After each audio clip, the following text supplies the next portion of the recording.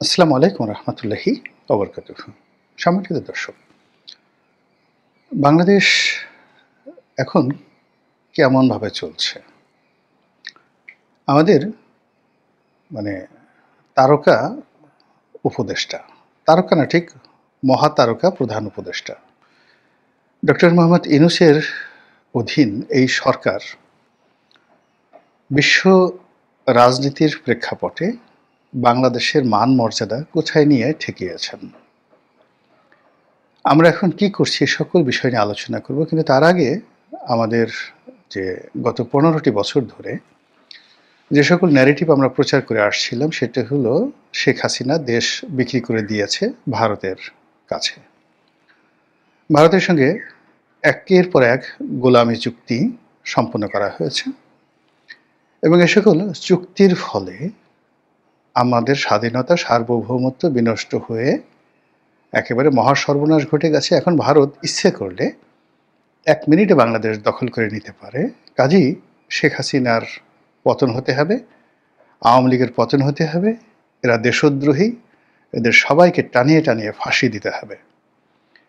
এ সকল ন্যারেটিভ আমরা 10 গলায় প্রচার করে আসছি এবং বাংলাদেশকে একটা গোলামির শৃঙ্খলে আবদ্ধ করার জন্য আওয়ামী লীগ শেখ হাসিনাকে আমরা যেভাবে গালাগালি করেছি, এই গালাগালিকে আরও পাকাপোক্ত করার জন্য আমরা সেই মহান মুক্তিযুদ্ধ, তার সঙ্গে সঙ্গে বঙ্গবন্ধুর জামানাতে যে সকল চুক্তি হয়েছে সেগুলো নিয়ে যা ইচ্ছে তাই বলেছি। এখন চিন্তা করুন, বঙ্গবন্ধুর জামানাতে একটি চুক্তি হয়েছিল, পানি চুক্তি, গঙ্গার পানি বন্টন চুক্তি। এটিকে বলা হয় পৃথিবীর যে কয়টি পানি বন্টন চুক্তি মানে সুষম নয়, এক পক্ষের নিরঙ্কুশ বিজয় সূচিত হয়েছে। সেই এক পক্ষের নিরঙ্কুশ বিজয় সূচিত হওয়ার মতো একটা পানি চুক্তি বঙ্গবন্ধু করতে পেরেছিলেন, যাকে বলা হয় ইন্দিরা গান্ধীর সঙ্গে। সে চুক্তি সম্পর্কে এম আর আখতার মুকুলের মুজিবের রক্তলাল বইতে চমৎকারভাবে লেখা আছে।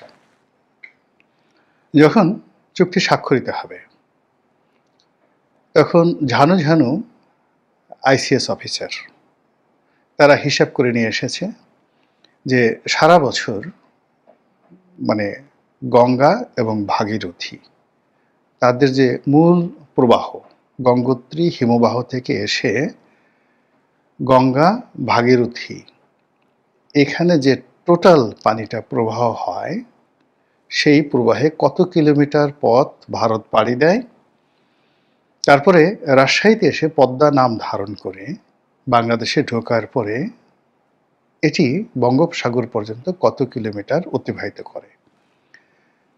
তো সেই অনুযায়ী টোটাল কত কিউসেক পানি এখানে প্রবাহিত হয়, তার কত অংশ ভারত পাবে আর বাংলাদেশ কত অংশ পাবে, এবং সেই হিসাবে বঙ্গবন্ধু দেখলেন যে এই পানির চুক্তিতে তিনি খুব অল্প পানি পান। এই অবস্থাতে তিনি, যাকে বলা হয়, তিনি তো ভাঙা ভাঙা হিন্দি বলতেন, ভাঙা ভাঙা উর্দু বলতেন। তো তিনি সমস্ত রাষ্ট্রীয় প্রোটোকল ভেঙে একেবারে সেই হাত, আপনি বঙ্গবন্ধুর হাত আপনি বুঝেন ব্যাপারটা, 6.5 ফিট বা 7 ফিট উচ্চতার একজন পুরুষ, তিনি সেই হাত দিয়ে ইন্দিরা গান্ধীর হাতটা চেপে ধরলেন রাজকীয় বৈঠকে। বলেন, বহেনজি মুঝে পানি চাহিয়ে, আপকো মুঝে পানি দেনা হোগা। মানে হিন্দি হয়নি, কিন্তু ঠিক এই কথাগুলি তিনি বলেছিলেন, আমার পানি দরকার এবং আপনাকে পানি দিতে হবে। ওই যে বঙ্গবন্ধুর জামানাতে যে পানি চুক্তি আর এখনকার পানি চুক্তি, জিয়াউর রহমান সাহেবের পানি চুক্তি আপনি গিয়ে দেখেন। আমরা আন্তর্জাতিক আদালতে গিয়েছি, অনেক কিছু হয়েছে, কিন্তু ওই পানি চুক্তির ধারের কাছে আমরা যেতে পারিনি। এদেশ থেকে ভারতীয় সৈন্য প্রত্যাবর্তনের জন্য বঙ্গবন্ধু একটা চুক্তি করেছিলেন। পৃথিবীর ইতিহাসে এরকম চুক্তি কোনো রাষ্ট্রনায়ক, কোনো মহানায়ক করতে পারেনি। আমাদের এই পৃথিবীতে প্রথম বিশ্বযুদ্ধ হয়েছে, দ্বিতীয় বিশ্বযুদ্ধ হয়েছে, ইরাক-ইরান যুদ্ধ হয়েছে, আমেরিকা এবং ইরাকের যুদ্ধ হয়েছে এবং তার প্রেক্ষিতে বিশ্বের বিভিন্ন দেশে বিদেশি সৈন্যরা অবস্থান করছে। এখনো কোরিয়াতে আমেরিকান সৈন্য আছে, জাপানে আমেরিকান সৈন্য আছে, জার্মানিতে আমেরিকান সৈন্য আছে এবং সৌদি আরবে আমেরিকান সৈন্য আছে। বাংলাদেশে এখন পর্যন্ত ভারতীয় সৈন্য থাকার কথা, কিন্তু 1972 সনের ফেব্রুয়ারি মাসের মধ্যে বঙ্গবন্ধুর জন্মদিনে সমস্ত ভারতীয় সৈন্য ইন্দিরা গান্ধী প্রত্যাহার করে নিয়ে গিয়েছিলেন। এটিকে বলা হয় দ্বিতীয় বিজয়। প্রথম বিজয় 16ই ডিসেম্বর, দ্বিতীয় বিজয় এটা। বোঝার চেষ্টা করুন, এই গোলামের চুক্তি বঙ্গবন্ধু করেছে, আর আমরা তাকে বলছি যে বাংলাদেশ বিক্রি করে দিয়েছে। অবাধ্যতা কাকে বলে, নাফরমানি আর কাকে বলে, অকৃতজ্ঞতা, আনগ্রেটফুলনেস কাকে বলে, এই চরিত্র বাঙালির মধ্যে আপনি যেভাবে পাবেন পৃথিবীর অন্য কোনো জাতিগোষ্ঠীর মধ্যে পাবেন না। শেখ হাসিনার জামানাতে কি গোলামি চুক্তি হয়েছে? আচ্ছা, সবচেয়ে বিতর্কিত যে চুক্তি সেটি হলো আদানির কাছ থেকে বিদ্যুৎ কেনা। আচ্ছা, এখন এই সরকার কেন আদানির কাছ থেকে বিদ্যুৎ কিনছে? কেন এই বিদ্যুৎ চুক্তি তারা বাতিল করছে না?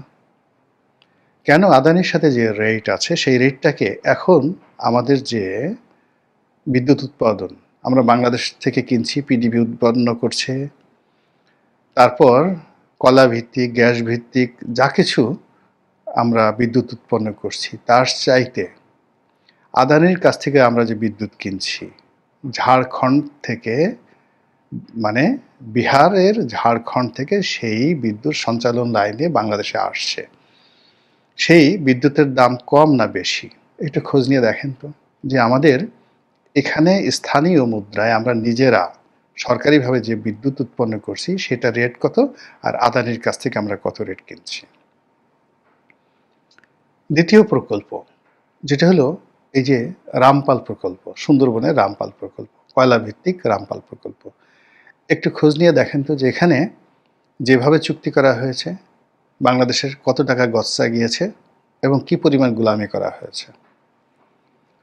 এরপর ভারতের সঙ্গে আমাদের নৌপথে ট্রানজিট চুক্তি হয়েছিল, আর রেলপথে ট্রানজিট চুক্তি হয়েছিল, সড়ক পথেও ট্রানজিট চুক্তি হয়েছিল। গত 14 মাসে এই 3টি চুক্তি ভারত বন্ধ করে দিয়েছে। ভারত বাংলাদেশের ভিতর দিয়ে একটা বাস পাঠাচ্ছে না, কোনো ট্রানজিটই তারা গ্রহণ করছে না। রেলের যে প্রকল্প সম্মিলিতভাবে তারা তৈরি করছিল সেই প্রকল্প বন্ধ হয়ে আছে। দেখেন তো বাংলাদেশের লাভ হয়েছে না ভারতের লাভ হয়েছে? এরপর কাউন্টারলি ভারতের বিভিন্ন বন্দর ব্যবহার করার জন্য আমাদের যে ট্রানজিট চুক্তি ছিল, অর্থাৎ আমরা চট্টগ্রাম বন্দর, চালনা বন্দর এবং ভৈরবের যে নদী বন্দর, এটি ভারতকে ব্যবহার করতে দিয়েছিলাম, আর আমাদের এই রাস্তা দিয়ে কলকাতা থেকে সেই ভারতীয় পণ্য বহন করে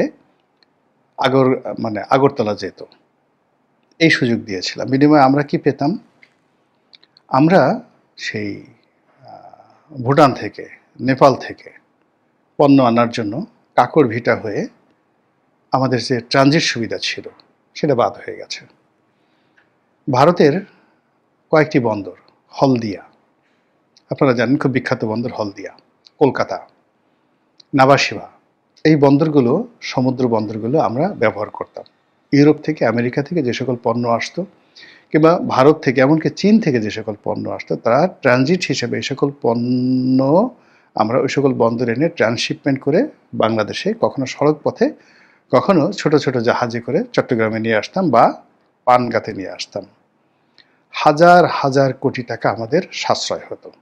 যেমন ধরুন, দুবাই থেকে যদি আমরা 10,000 টন পণ্য আনতে চাই, তো আমাকে একটা আস্ত জাহাজ ভাড়া করতে হবে, অথবা 10,000 টনের কোনো জাহাজ দুবাই থেকে বাংলাদেশে আসবে না। কিংবা আমরা যদি সেটাকে কন্টেনার আনি, তাহলে 3 গুণ, মানে একটা কন্টেনারে 20 ফিট কন্টেনারে 15 টন মাল ঢুকবে। 40 ফিট কন্টেনারে ধরুন 28 টন মাল ঢুকবে। তো 1000 টন মাল যদি আমি কন্টেনার আনতে যাই, তাহলে বাল্কের পরিবর্তে কন্টেনার আনতে আমাদের খরচ 3-4 গুণ 5 গুণ হয়ে যায়। তো এক্ষেত্রে ব্যবসায়ীরা যে কাজ করতেন সেটা হলো, যেহেতু বাংলাদেশের ব্যবসা সীমিত, দুবাই থেকে, সাংহাই থেকে, শ্রীলঙ্কা থেকে, কিংবা ইভেন ব্রাজিল থেকে, দূর দেশ থেকে, তো সেখানে ভারতের ব্যবসা অনেক বেশি, সেখানে ফ্রিকুয়েন্টলি জাহাজ আসে। তো কখনো নাভাশিবা পোর্টে আসে, কখনো হলদিয়াতে আসে, কখনো কলকাতাতে আসে। তো এই সমস্ত জায়গাতে বুক দিয়ে তারপরে সেখান থেকে মালামাল সুবিধা অনুযায়ী রেলে করে, ছোট জাহাজে করে, কন্টেনারে করে, প্লেনে করে, এমনকি ট্রাকে করে আমরা বাংলাদেশে ব্যবসা বাণিজ্য করছিলাম। ফলে আপনি গত 14 মাসে আমাদের যে বন্দরের যে ট্রানজিট, এটা রেকর্ড দেখেন যে চট্টগ্রাম বন্দর, মংলা বন্দর, তারপরে বেনাপোল স্থল বন্দর, ভেড়ামারা যে মানে ভোমরা বন্দর যেটা রয়েছে, ভেড়ামারা না ঠিক, যে ভোমরা যে একটা স্থল বন্দর রয়েছে, সেখানে এই বন্দরগুলোতে বাংলাদেশি আমদানিকারকরা কি পরিমাণ পণ্য আমদানি করেছে, আর গত 14 মাসে কোন অবস্থাতে আছে, রাজস্ব খাতে আমরা কত টাকা লস করেছি, ভারত এটা বন্ধ করে দিয়েছে। আমাদের এক্সপোর্ট কার্গো, শুধুমাত্র এই এক্সপোর্ট কার্গোতে আমরা 1000 কোটি টাকার বেশি বছরে লস করেছি গত 1 বছরে। কি করতাম? আমাদের এই যে গার্মেন্টস শিল্প, আমরা আমেরিকাতে এবং ইউরোপে যে এক্সপোর্ট করতাম, তো আমাদেরকে এয়ার শিপমেন্ট করতে হতো। এখন বাংলাদেশ থেকে যদি আমরা এয়ার শিপমেন্ট পাঠাই, এয়ারে করে পাঠাই, তাহলে এটা কখনো সিঙ্গাপুর হয়ে, কখনো দুবাই হয়ে, কিংবা কখনো হংকং হয়ে পাঠিয়ে ওখান থেকে আমরা ইউরোপ বা আমেরিকার ফ্লাইটে দিতাম। এতে যে খরচ পড়তো তার অর্ধেকের চেয়ে খরচ আমাদের কম পড়তো যখন আমরা কলকাতা, মুম্বাই, দিল্লি এ সকল বিমানবন্দরগুলোকে ট্রানজিট হাব হিসেবে ব্যবহার করতাম। এটা ভারত বন্ধ করে দিয়েছে। এটা বন্ধ করে দেওয়ার ফলে আমাদের গার্মেন্টস শিল্পের এখন যে অবস্থা, আপনারা একটু দেখেন যে কি কি গোলামি চুক্তি শেখ হাসিনা ওই জমানাতে করেছিল, আর সেই চুক্তি ভারত এখন বন্ধ করে রেখেছে। গোলামি চুক্তি বন্ধ করে দেওয়ার পর আমরা কত বড় নবাব হয়ে গেছি, রায় বাহাদুর হয়ে গেছে, খান বাহাদুর হয়ে গেছে, আর্ল হয়ে গেছে। আর্ল তো বুঝেন, ইংল্যান্ডের জমিদারদেরকে আর্ল বলা হয়। কত লর্ড হয়ে গেছি। কিংবা ওই যে মালয়েশিয়াতে দাতু, আমরা মানে অভিজাত সম্প্রদায়কে দাতু বলা হয়, কত বড় দাতু হয়ে গেছি। আমাদের দেশে চৌধুরী, মুকদ্দম, পটোয়ারি হয়ে গেছি। একটু খোঁজ নিয়ে দেখেন। এ গেল এক গোলামি চুক্তি, শেখ হাসিনার গোলামি চুক্তি। আর এই বর্তমান জমানাতে আমাদের যে বিশ্ব খেলোয়াড়, সেই যাকে বলা হয় ডক্টর মোহাম্মদ ইউনূস, সর্বজনাব জনাবে আলী, মাদ্দা জিল্লুহুল আলী, তো তিনি এই সময়টিতে যে চুক্তিগুলো করেছেন, যেগুলোকে আপনি বাদশাহী চুক্তি বলতে পারেন, রাজকীয় চুক্তি বলতে পারেন, শাহী চুক্তি বলতে পারেন। তো সেই চুক্তির ফলে আমরা চট্টগ্রাম বন্দরকে হ্যান্ডেল করার জন্য, বেশ কয়েকটি টার্মিনালকে হ্যান্ডেল করার জন্য বিভিন্ন বিদেশি কোম্পানিকে আমরা দিয়ে দিয়েছি, রাষ্ট্রকে নয়। রাষ্ট্রের সঙ্গে আমরা মানে আমরা যদি এমন আছে যে ডেনমার্ক সরকারের সঙ্গে একটা চুক্তি করতে পারতাম, আমেরিকান সরকারের সাথে চুক্তি করতে পারতাম, দুবাই সরকারের সাথে চুক্তি করতে পারতাম, তারপরে সিঙ্গাপুরের যে পোর্ট অথরিটি, সিঙ্গাপুর সরকারের সাথে চুক্তি করতে পারতাম, গভর্নমেন্ট টু গভর্নমেন্ট। তা না করে আমরা বিভিন্ন প্রাইভেট কোম্পানি, ওই সকল দেশের প্রাইভেট কোম্পানি তাদের সাথে যে চুক্তি করেছে, সেই চুক্তির ফলে আলটিমেটলি বন্দরগুলোর যে ব্যয়, এই মুহূর্তে আপনি দেখবেন যে সাম্প্রতিক সময় 41% ব্যয় বাড়িয়ে দেওয়া হয়েছে। আমরা এখন হস্তান্তর করিনি, আর হস্তান্তর করার পর এই ব্যয় কত পার্সেন্ট বাড়বে আমরা এটা জানি না। এখানে কার কত কমিশন থাকবে, কার কত ঘুষ থাকবে, কি পরিমাণ দুর্নীতি হয়েছে, হয়তো আগামীতে জানা যাবে। কিন্তু আমাদের যে সর্বনাশ, সেই সর্বনাশ কিন্তু আল্টিমেটলি হয়ে গেছে। আমাদের একটি নতুন বন্দর করার জন্য ডেনমার্কের একটি কোম্পানিকে আমরা ৩০ বছরের জন্য লিজ দিয়েছি। ওটার চুক্তি কি? ওটা কিভাবে পরিচালিত হবে? ওটার শর্ত কি? ওটার লাভ কি? ওখানে আমাদের কি কি বাদশাহী খাজানা আসবে? অর্থাৎ আমরা যে জমি দিলাম, আমাদের বন্দর ব্যবহার করার সুযোগ দিলাম, ব্যবসা করার সুযোগ দিলাম, এর বিনিময়ে আমাদের রাজস্ব খাতে কত টাকা আসবে? সরকার পাবে কত টাকা? রাজস্বের বিভিন্ন খাত রয়েছে, ভ্যাট, আয়কর, লেভি এবং সরকারের স্যালামি। যেমন আপনি ইপিজেড, তো ইপিজেডে আমরা জমি দেই, এই জমির জন্য বিদেশি কোম্পানির কাছ থেকে আমরা প্রথমে একটা স্যালামি নেই, তারপর আমরা একটা ভাড়া নেই, তারপরে তারা যে ব্যবসা বাণিজ্য করে তাদের সেই ব্যবসা বাণিজ্যের উপর ট্যাক্স থাকে, আয়কর থাকে, ভ্যাট থাকে, আরও অনেক কিছু থাকে।